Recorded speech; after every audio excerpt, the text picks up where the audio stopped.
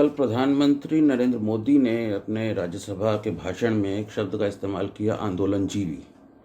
ये एक अच्छा शब्द है और दरअसल मैं इस तरह का शब्द, इस तरह की टर्म मैं कहूँगा अंग्रेज़ी में इस्तेमाल कर चुका हूँ कई बार अपने लेखों में।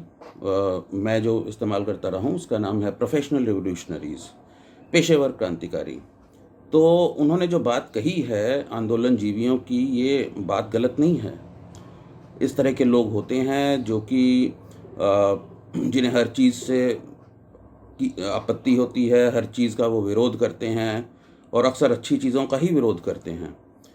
तो ये तो खैर एक बात है, बिल्कुल उसमें वो नहीं है। और ऐसे ही लोग जो हैं किसान आंदोलन में भी घुसे हुए हैं, जो कि वैचारिक तौर पर आइडियोलॉजिकली जो है उसका विरोध में है। लेकिन और किसान जो है, किसान आंदोलन जिन चीज़ों के ख़िलाफ़ है, यानी कि फार्म लॉज, जो किसान नए किसान कानून हैं, कृषि कानून हैं, मैं पहले भी कहा है, मैंने लिखा भी है कि ये कानून बहुत अच्छे हैं और इनसे जो है किसान का भी और कृषि का भी बहुत भला होगा।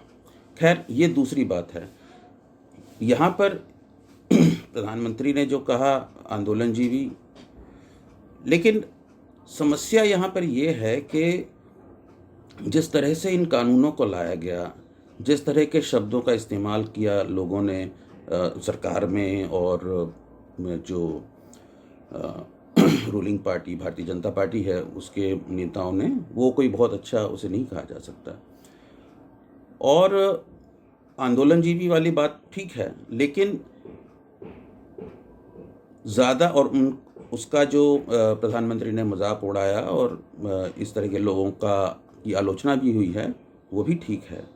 लेकिन इसके साथ में कुछ एक ऐसा भी होता जा रहा है, मुझे लगता है कि हमारी सरकार और जो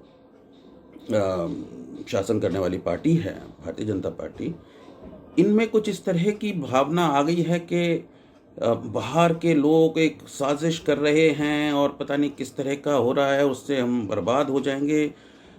एक रॉक स्टार हैं रिहाना, उन्होंने कुछ ट्वीट कर दिया।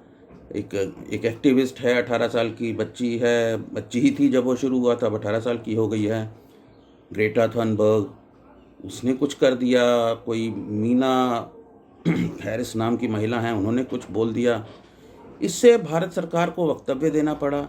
तो ये मेरा मानना है कि भारत सरकार बहुत ज़्यादा ओवर रिएक्ट कर रही है। भारत के खिलाफ क्या साजिश हो रही है? बिल्कुल हो रही है।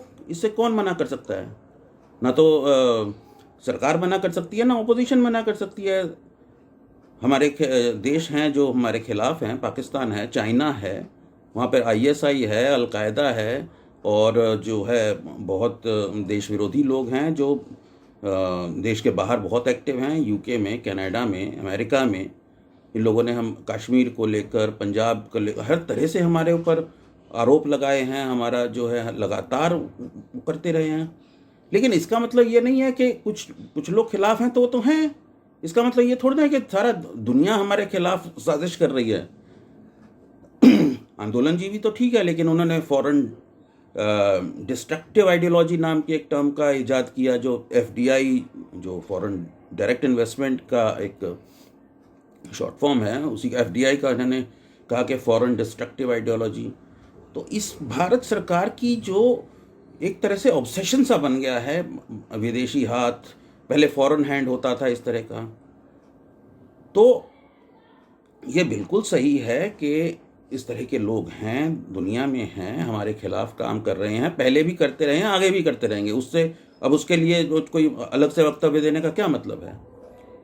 अभी सरकार के सामने जो चुनौती है और जो होनी चाहिए, जिसे उसे चुनौती मानना चाहिए, वो ये है कि ये जो एक विवाद बन गया है इतना बड़ा, कुछ एक तो ठीक है कि आंदोलनजीवी लोग हैं, लेकिन सरकार ने भी कोई बहुत अच्छी तरह से इस बिल को जो है, जब लाया गया, जब ये बिल था, तो जिस तरह से पास कराया गया, जिस तरह की जल्दबाजी की गई, मेरे को ये नहीं समझ में आता। सरकार कोई जो है, मोदी सरकार को अब करीब 7 साल हो जाएंगे, तो वो कोरोना काल में ही क्यों किया गया? ये सुधार जो हैं, जैसा कि प्रधानमंत्री ने खुद ही कहा है, ये तो पिछली सरकारें भी कहती थी और इनके लोगों ने भी कहा था इस तरह के होने चाहिए सुधार। जितने सुधारवादी अर्थशास्त्री हैं उन्होंने भी कहा। तो ये कोरोना काल में क्यों किया गया? तो कुछ तो इन्होंने भी अपनी गलतियां की हैं जिसकी वजह से ये मामला इतना बढ़ गया है।